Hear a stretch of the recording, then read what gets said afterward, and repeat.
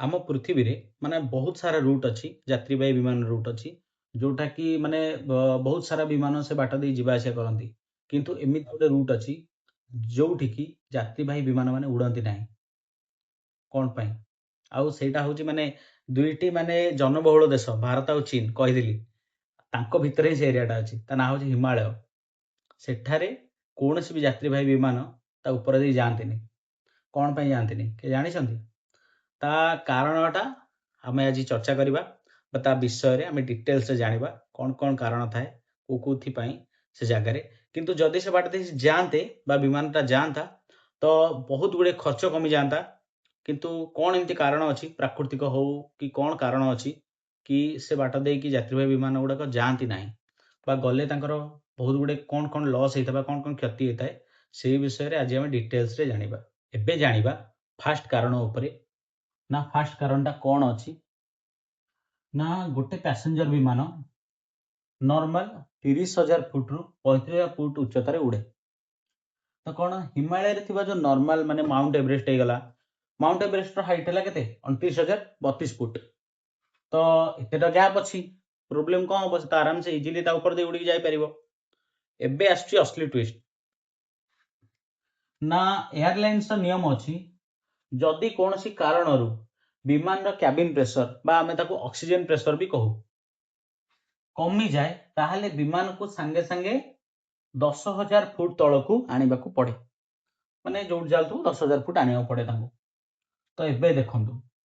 हिमालय रे थिबा mount Everest रो उच्चता होची 29,032 फुट कौन हम केवल एटा भी नुहे आहुरी एमिति माने 100 पाखापाखि छोट छोट छोट छोट पहाड़ अच्छी जार हाइट भी 23,000 फुट से हिमालय रेंज रे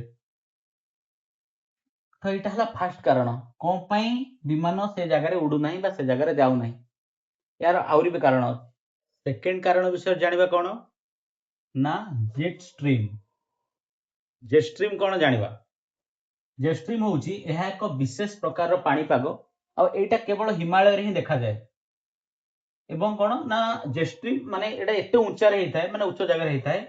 एठारे पवनर बेग बा पवनर स्पीड घंटा प्रति 200 रु 300 किलोमीटर पर्यंत होता है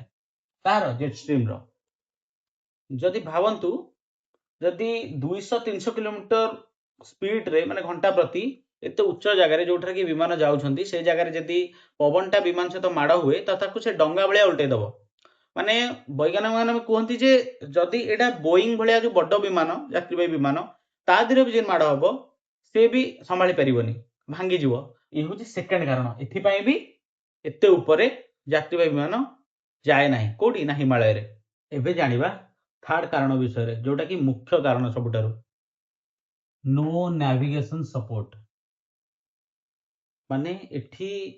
आपण को कौन सी प्रकार साहाଯ୍य सहायता मिल पारिबो नाही माने विमान रो रूट को नेकी कौन पाई तार भी कारण अच्छी ना जेते बेले विमान आकाश रे उड़े सेते बेले से संपूर्ण भाव रे एटीसी उपरे निर्भर करके उड़ी थाए एटीसी होची एयर ट्रैफिक कंट्रोल माने एक माने बहुत गुड़े विमान माने एका समय उड़ी था गोटे गोटे जगह रास्ता दवापाई केवल जो एटीसी जोटा अच्छी एयर ट्रैफिक कंट्रोल से हेल्प करें कि कहार को रास्ता कि केते हाइट रे जीवो कि केते कम रे जीवो यही सब निर्देश दे थाए कौन ना पायलट सब बेले सेठारु निर्देश पाती रास्ता पाई विमान रो ठीक अच्छी कौन ना हिमालय रे कौनसी राडार स्टेशन नाही माने नेविगेशन सपोर्ट पाइबा पई कौनसी भी राडार स्टेशन हिमालय रे नाही कौन पाई नाही कना सेटा बहुत आबड़ खाबड़ आउ पाणीपाग तार पूरा खराब बरफ माने जेट स्ट्रीम जेहेतु सब अच्छी आउ ट्रांसपोर्टेशन रो भी सुविधा नाही सेथिपई सेठी कौनसी भी राडार स्टेशन नाही हिमालय रे सेथिपई जदि विमान से जगह उड़ूची बा जाउची तो जदि किसी भर न करंतु किसी भल मत हेई गला तो विमान को सुरक्षा देवा पई बा विमान टी जणेबा पई केही भी ताकू सपोर्ट करि परिबेनी बा से निजे जणै परिबनी कि तार कोन खेला को न हला बोली सेति पई एटा हो सबटु थर्ड और सबटु मेन कारण जोथि पई कि हिमालय ऊपरे जो हमर यात्रीवाही विमानटी जाए नाही बे जानिबा सबटु मुख्य शेष किछिटी कारण ऊपरे कोन ना no emergency landing option emergency landing रो कौन सी सुविधा नाही ତା ବିଷୟରେ ବି କଥା हवा। आ गोटे कौन ना विमान विंग रो ऊपर बरफ जमी जाए। आ गोटे कौन जेट फ्यूल या विषय लास्ट जानिबा। फास्ट जानिबा नो इमरजेंसी लैंडिंग ऑप्शन जरूरी कालीन एयरपोर्ट नाही। जेहेतु हिमालय ऊपर देकी प्लेन टा जाउची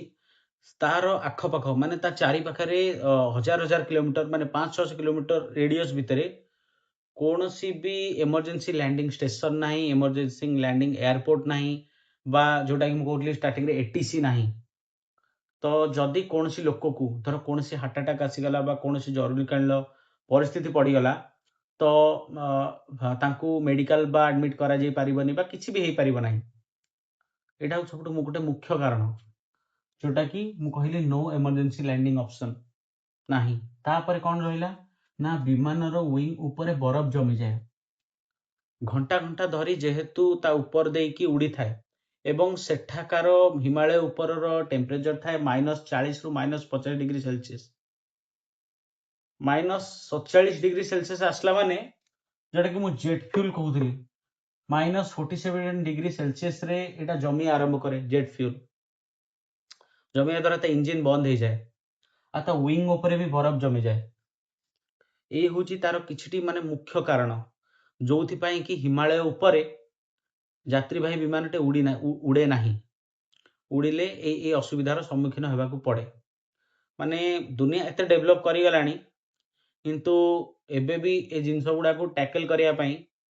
हम पाखरे हुए तो से टेक्नोलॉजी अवेलेबल नाही। जदि भी टेक्नोलॉजी अवेलेबल अछि किंतु मनुष्य ताकू व्यवहार करनिबा लगेबार असमर्थ अछि। तो केमती लगिला विषयटा आउ हिमालय रे मतलब कौन पाई माने उड़े नाही कौन कौन कारण रुहे आउ डिटेल्स रे हम से जिंसटा जानिले बा बुझिले। जदि आपण आ किछि भी आ विषय एक्स्ट्रा जानि छथि जोटा कि मु वीडियो रे कहिनी बा जणाई पारलिनी तो आपण माने निश्चय कमेंट माध्यम रे जणाइबे। जदि वीडियोटा टिके भी आपन शिक्षणीय लागिला बा जानिबा विषय लागिला तो लाइक टे करिवे आउ चैनल टाको सब्सक्राइब करिवे। ठीक अछि, धन्यवाद।